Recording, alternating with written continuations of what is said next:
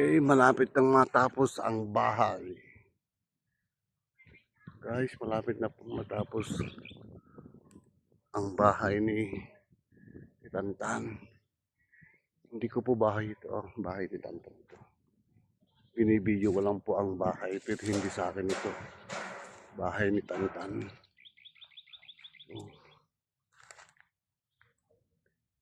Malapit nang matapos.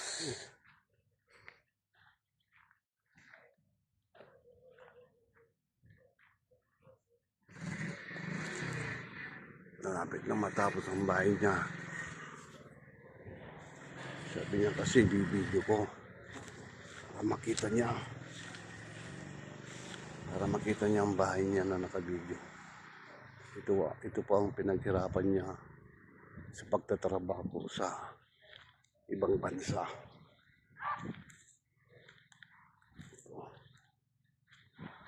Para pag-uwi nila, mayroon na silang sariling bahay.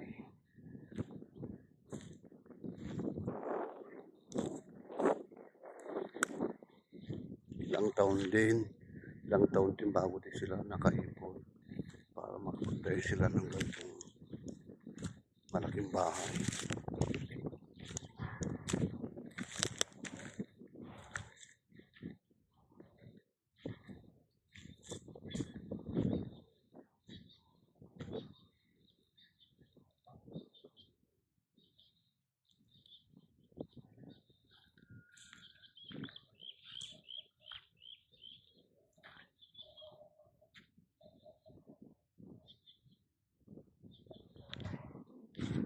Itong lupa na ito, hindi sa akin ito.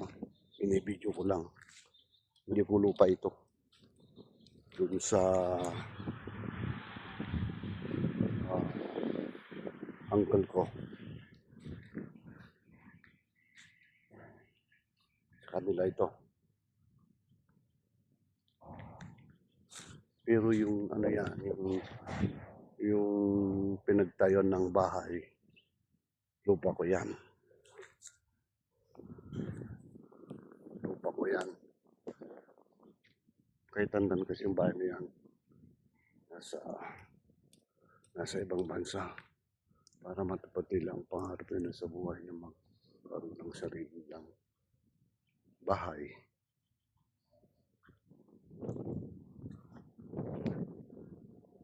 Yun ang aking kalabaw. Pinapakain ko dito sa Damuan.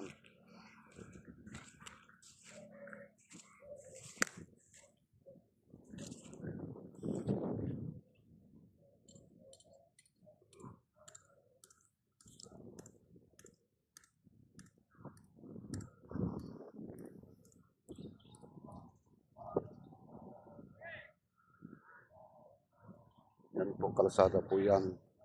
Kalsada yan. Yung tindahan yan. Yan. Tindahan ng kapatid ko yan.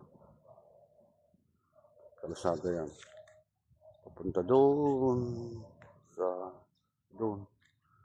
ibang barangay. Maraming kambing dito na pinapastor nila rito. Yung mga kambing nila. Habang ito ay hindi pa naararo, dito muna sila pinapastor para makakain ng damo. Pero kapag ay naararo yung traktor, yung farmer, ano naman papapang ibang bansa tabi-tabi. Yan.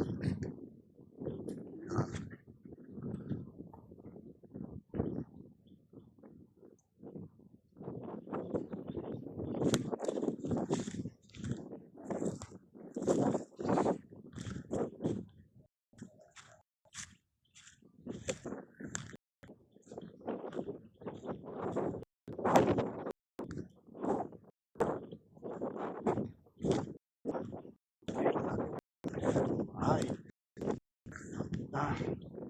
baka sa Biyernes ito o kaya Sabado malagyan na ito ng bubong.